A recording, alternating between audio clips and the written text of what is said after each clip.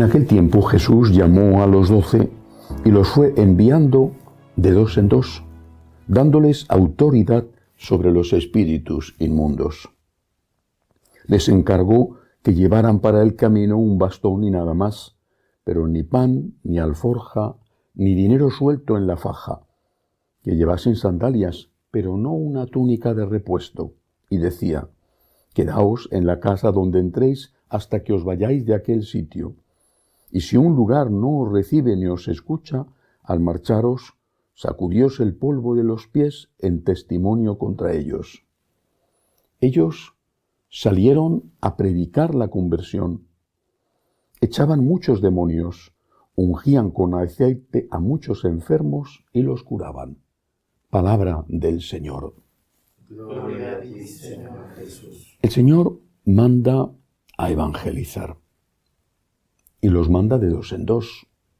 Bueno, podía haberlo mandado de tres en tres, porque de dos en dos es 6 por 12, 6 grupos de 2, los 12 apóstoles. Y de tres en tres, 4 grupos de 3. ¿Por qué de dos en dos? Porque Él había dicho: donde 2 o más están unidos en mi nombre, yo estoy en medio de ellos. Es decir, iban 3. 2 apóstoles y Jesús. Unidad. No puede haber evangelización si no hay unidad. Si el hermano está peleado contra el hermano, si el párroco está peleado con el vicario, o los catequistas, o el obispo con los curas, o los obispos entre sí, o este sector de la iglesia contra el otro, si no hay unidad, ¿cómo vamos a evangelizar? La unidad no se puede hacer más que en torno a uno. Eso es unidad, en torno a uno. Unidad es estar unido a uno. Ese uno es Jesucristo. Y unidad es amor. Amaos unos a otros como yo os he amado. 2 o más unidos en mi nombre. Es decir, unidad en torno a Cristo y con el amor que Cristo nos enseñó a tener. El amor recíproco, el amor del uno al otro. El amor que llega incluso a estar dispuestos a dar la vida por el otro. Si no hay esta unidad dentro de la iglesia, ¿cómo vamos a evangelizar? ¿Qué testimonio estamos dando? Recuerdo un libro que leí hace muchos años de un escritor español, Gironella. Había leído un libro que me entusiasmó, me gustó muchísimo. Los cipreses creen en Dios, sobre la persecución a la iglesia en la Guerra Civil Española. Después leí varios más de él, 1 millón de muertos. Leí El escándalo de Tierra Santa, donde él cuenta el escándalo que le supuso ir a Israel, a Tierra Santa, y ver la división entre los cristianos. Si no hay unidad entre nosotros, ¿cómo vamos a evangelizar? ¿Qué testimonio damos? Pero esa unidad no es la unidad de la dictadura. No es la unidad de aquí el que se mueva no sale en la foto. El que se mueva es censurado y es expulsado y es castigado porque no se somete. Eso no es unidad. Eso en todo caso sería uniformidad y desde luego basada en el miedo. La unidad es en torno a uno, Cristo, que es una persona humana y divina y que por lo tanto tiene un mensaje que hay que respetar. Unidad en torno a Cristo y con el amor entre aquellos que evangelizan. Esto es tan importante que el Señor les dice que no lleven esas cosas que parecerían imprescindibles, básicas para el camino, una túnica de repuesto. Quiere hacerles ver, con este desprendimiento de recursos materiales necesarios y básicos para la evangelización, quiere hacerles ver que lo importante no son esos recursos, sino la unidad que haya entre ellos, el amor que haya entre ellos. ¿De qué sirve tener unos medios de comunicación, por ejemplo, que no transmiten la palabra de Dios o que no transmiten el mensaje de Jesús? Cuando ves que en muchas emisoras católicas lo más importante es el deporte o la política. En cambio ves que en las emisoras protestantes están hablando de Dios todo el día, a su modo. Para mí, de una manera aburridísima y sinceramente que no la soporto. Pero están hablando de Dios, están hablando de Jesucristo. Habrá personas, de hecho las hay, que les gusta mucho ese estilo. Están hablando de Dios y de Jesucristo todo el día. Y en las emisoras católicas, bueno, no me refiero a Radio María o a EWTN, sino a muchas otras, eso es marginal. Lo importante es el dinero. Y para que haya dinero, tiene que haber publicidad. Y para que haya publicidad, hay que hablar de fútbol. O hay que hablar de política. O hay que hablar de la vida de los famosos. Creo que si nosotros ponemos a Dios en el primer lugar de la vida, entonces todo irá muchísimo mejor. Y eso es, entendiéndolo perfectamente como lo entendieron ellos, eso es lo que ellos hicieron. Por eso termina el Evangelio de hoy diciendo, salieron a predicar la conversión.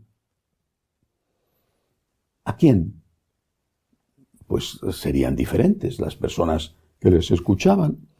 Habría personas, aunque eran todos judíos, pero habría personas que no practicaban. No todos los judíos eran practicantes. También entre los judíos habría ladrones y asesinos y adúlteros. La conversión para ellos significaba una cosa. Habría otros judíos que eran piadosos y que eran buenos, pero que llevaban una vida religiosa de rutina, incluso de soberbia, satisfechos con el cumplimiento de aquellas casi infinitas normas morales y litúrgicas que tenían que hacer. La Iglesia tiene que hacer esto de nuevo. Tenemos que hacer esto de nuevo. Unidos, dando de verdad importancia a la unidad y a la caridad entre nosotros y no a las estructuras, y predicar la conversión.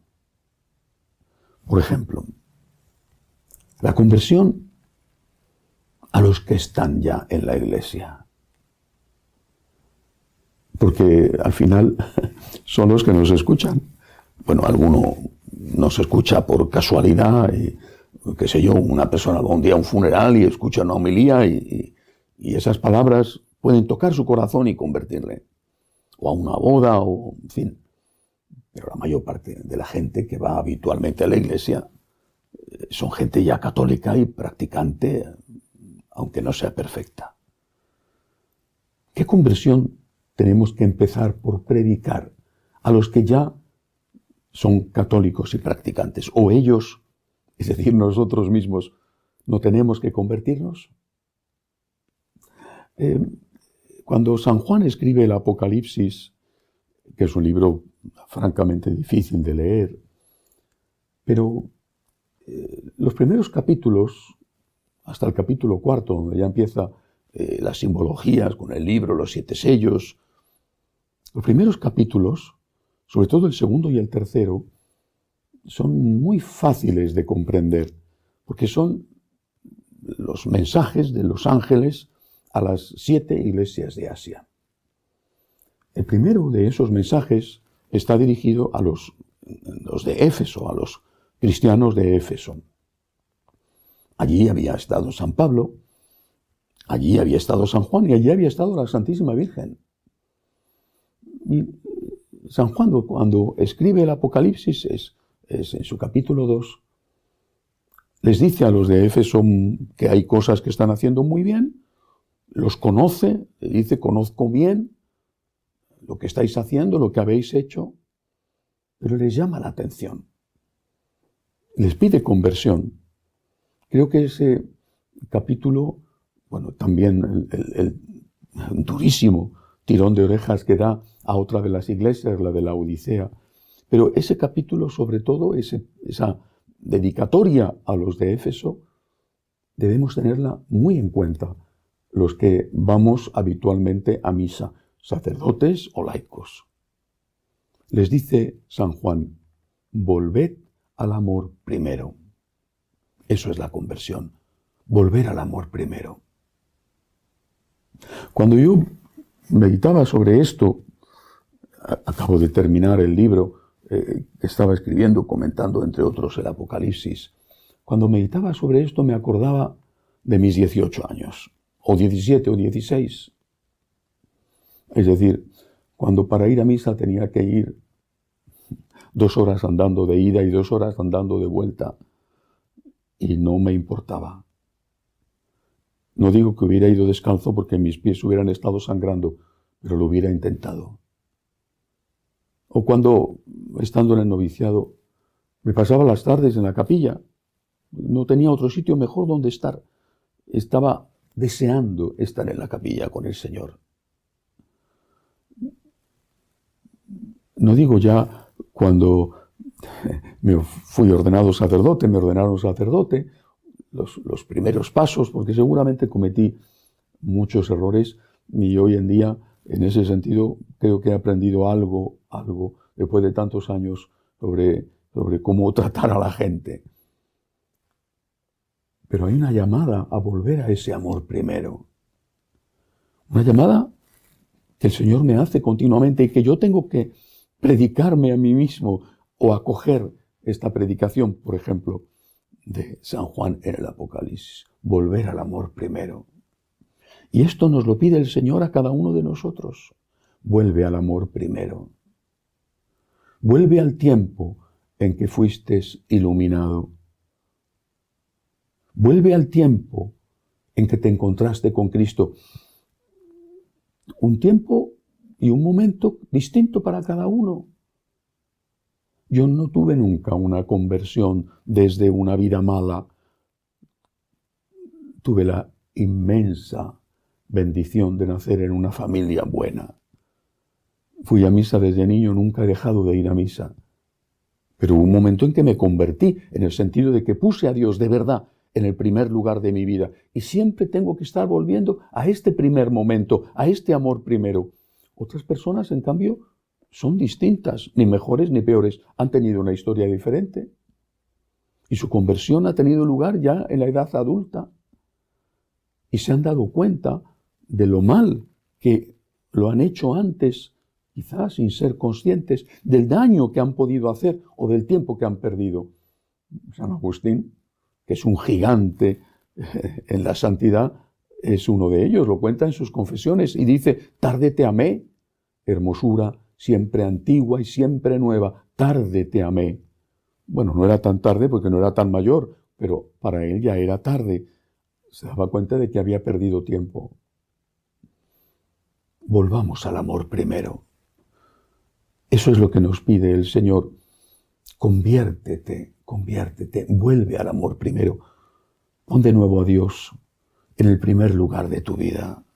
Sacúdete esa capa de polvo que se ha ido posando, como ocurre sobre un mueble, y que es lo que se llama en teología la acidez espiritual, la pereza, el cansancio, la falta de ganas, las dificultades que sientes dentro de ti a la hora de ir a rezar, o las distracciones, aunque eso es más difícil de conseguir.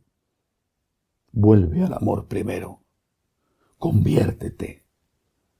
Si estás lejos y eres un pagano bautizado, si llevas una vida de pecados, bueno, pues entonces tu conversión tiene que ser empezar a creer en Dios. Pero si estás con Dios, sacúdete el polvo. Vuelve al amor primero. Dios en el primer lugar de tu vida. Confianza absoluta, ciega a veces en el Señor. Deseo de amarle con todo tu corazón. Y por Él amar al prójimo. Arrepentimiento de tus pecados, aunque sean solo veniales. Vuelve al amor primero. Esto es lo que predicaban los apóstoles. Repito, lo escuchaban muchos tipos de personas. Gente alejada de la práctica religiosa judía, gente metida en sus minuciosos mundos litúrgicos, en sus 600 prescripciones, o gente sencilla que entendían perfectamente de qué conversión se trataba.